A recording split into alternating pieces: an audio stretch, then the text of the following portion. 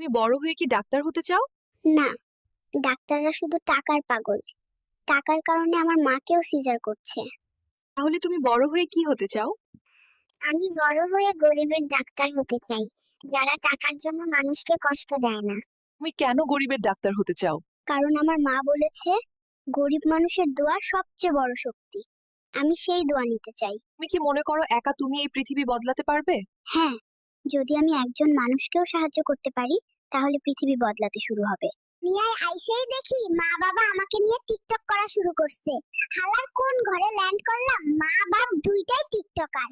আমার কপালটাই খারাপ, মা বাবা দুইজনেই দিনরাত টিকটক করে, আমারে কেউ ঘুমাতে দেয় না। ডাক্তার, তুমি আমাকে কোথা থেকে বের করে আনলে? এত ঝামেলা কেন? আমি মায়ের গর্ভে ভালো ছিলাম, খেতাম আর ঘুমাতাম, আমাকে ফিরিয়ে দাও। আচ্ছা ভাইয়েরা, আমার ভিডিও কি ভাইরাল হইছে? যদি ভাইরাল না হয় তাহলে কিন্তু আমি আবার ডুব দিলাম।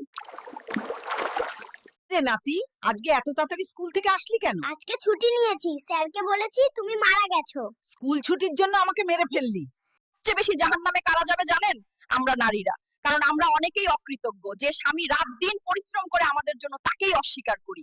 এ ধরনের ভিডিও পেতে এখনই আমাদের চ্যানেলটি সাবস্ক্রাইব করে সাথেই থাকুন।